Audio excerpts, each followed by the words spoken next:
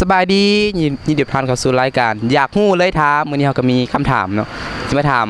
หนุ่มๆสาวๆนักศึกษาในมศเนาะคำถามก็มีอยู่ว่าสำหรับเจ้าเงิน20,000ซื้อหยังได้แหน่ไปถามกันเลยไอ้ดีมีซื้อหยังโดยสบายดีซื้อแก้วเรียนอยู่คณะใด เรียนอยู่คณะวิทยาศาสตร์ธรรมศาสตร์มื้อนี้เรามีคำถามอยากมาถามแก้วว่าสำหรับแก้วเงิน20,000ซื้อหยังได้แหน่ในชีวิตประจำวันอ๋อเงิน20,000ซื้อหยังได้แดสำหรับแก้วเนาะเงิน20,000ซื้อเป๊ปซี่ได้เป๊ปซี่ตู้5,000โดยตู้นึง5,000แล้วขนมได้ห้อง6,000 6,000เป็น11,000แม่นแล้วก็ซื้อข้าวหอสาลายข้าวหอสาลายเท่าไหร่6,000 6,000เป็น17,000โดยอีก3,000หอน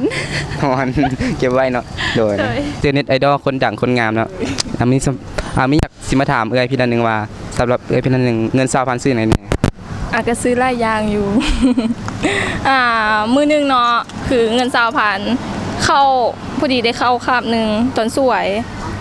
เข้าจานนึงก็15,000น้ำดื่มตุก3,000แล้วก็ขนมอมน้ำอม2,000จบเนาะใช้เงินอย่างคุ้มค่าเนาะคุ้มค่าแฮะชื่อเอ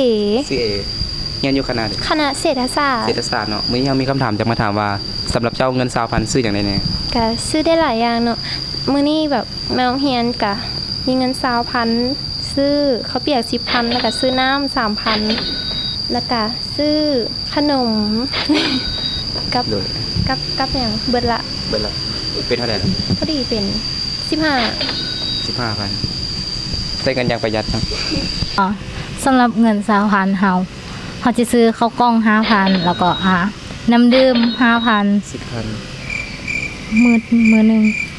ตอนแรกก็ซื้อแบบของกินข้าว 2,000 ของกิน 3,000 ก็มื้อนึงเขาดี 15,000เขาเหลืออยู่ 5,000 เหลือ 5,000โดยนี่ล่ะใช้เงินอย่างประหยัดเนาะซิโนเรียนอยู่คณะใดอยู่เศรษฐศาสตร์มื้อนี้มีคำถามเนาะสำหรับเจ้าเงิน20,000ซื้อหยังได้แน่20,000มื้อนึงวะมื้อนึงก็มีกล่องนึงก็ได้น้ำตุกนึงก็ได้ละซ้ำนี้ประหยัดคนโมเลยคนนี้ โดยเข้าใจเด้อเอาเงิน20,000ซื้อหยังได้แน่ในเป็นในชีวิตประจำวันโดยเกี่ยวกับใช้ชีวิตประจำวันก็สามารถซื้อเป็นขนมและแนวกินจำพวกน้ำได้ทั้งนี้บ่หลายบ่ได้ส่วนหลายแม่น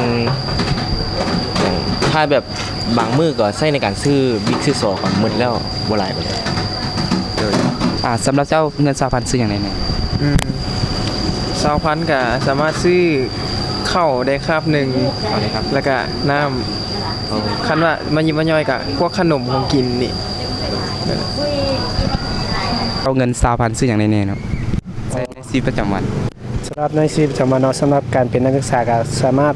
1ก็แม่นกินข้าวสวยเนาะข้าวสวยกับน้ำได้คาบนึงข้าวสวยได้แม่นล่ะแล้วก็คันว่าอยู่เฮือนธรรมดาก็บ่สู้ได้ใช้ปานใดนะครับก็มีซื้อบัตรซื้อหยังไปจบไปแล้วเนาะกับรายการจากคงได้ถามเนาะวันนี้เราก็มาสัมภาษณ์ถามนักศึกษาอยู่ที่มศเนาะจังได๋ก็ฝากกดไลค์กดแชร์แล้วกดติดตามแล้วอย่าลืมกดกระดิ่งพร้อมลืมบอกไปเมื่อกี้เนาะผู้ใดอยากให้เฮาให้คลิปหยังถามหยังสามารถคอมเมนต์ลงมาใต้กล่องคอมเมนต์ได้เนาะเฮาสิมาเฮ็ดให้เนาะจังได๋ก็ฝากกดไลค์กดแชร์อย่าลืมกดกระดิ่งพร้อมและทางเฮายังรับถ่ายรูปภาพถ่ายวิดีโอรีวิวสินค้าต่างๆพรีเวดดิ้งถ่ายรูปพรีเวดดิ้งเนาะสนใจก็ติดต่อหาพวกเราได้เนาะเบอร์โทรตามหน้าจอบ๊ายบาย